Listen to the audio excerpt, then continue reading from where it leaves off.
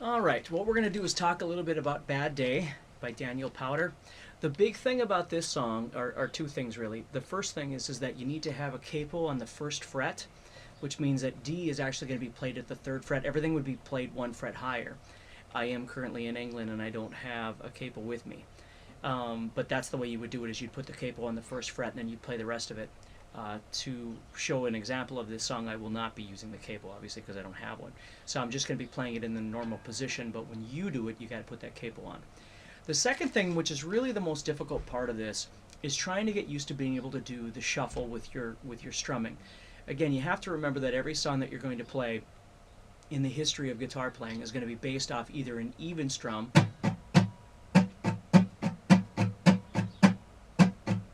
or an odd strum.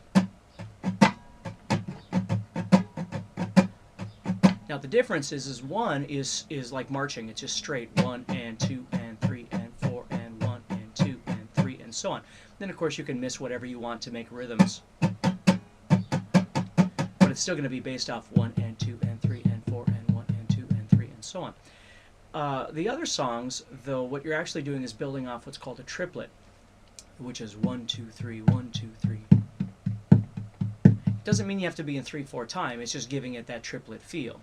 So the problem is that when you play this, you have to think ta ta ta ta ta ta ta ta ta. So this song, when I go,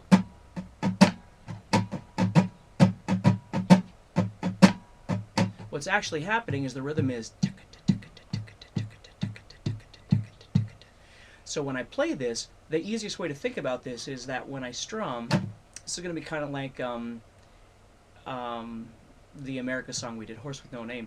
What you're going to be doing is making the down strum quite heavy and long, and then the up strum is really short. So it's like thinking of it like this. So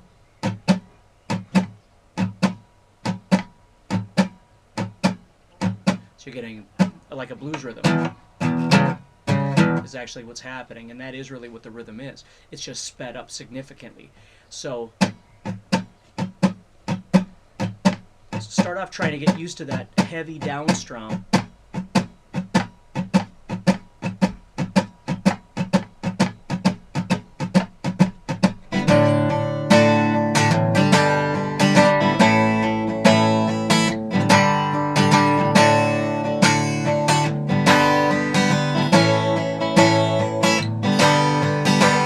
See, and the most important thing that you always have to remember are, well, really two things. Again, the first thing is you have to practice your chords enough to where your chords can flow comfortably back and forth.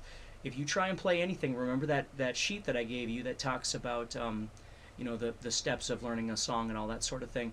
If you don't really know your chords, none of this is going to work anyway. You have to make sure you practice ample amounts of these chords, and always remind yourself that everybody, including me, anybody else that you talk to, we all had to go through the same thing with these chords. You have to practice them enough to where they just move comfortably.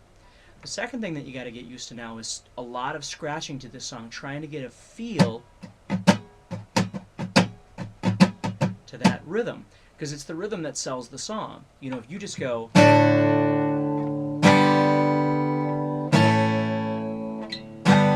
which you can certainly do to begin with, until you get comfortable with things, but that's why you always break down these two parts. You always practice your chords, then you practice your scratching. Practice your chords, practice your scratching. And at some point you're going to start trying to bring those two things together. But the sales of this song, the sales pitch, is totally that rhythm.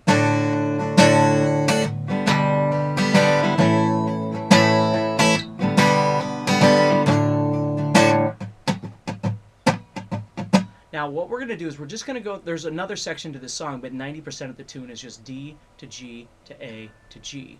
So you're going D, G, A, G. And of course, where to switch is another issue. But you know, the first thing that I always want you to think about when you're trying to play these songs is trying to get a feel for things. Now if you watch where I switch my chords, see, it technically switches on an up strum if you see that. Right here. Down. So that means the D is on a down, the G is on an up, the A is on a down, and the G is on an up. Okay, so the first half and the second half, D to G and A to G, really are the exact same thing rhythmically. So you're going.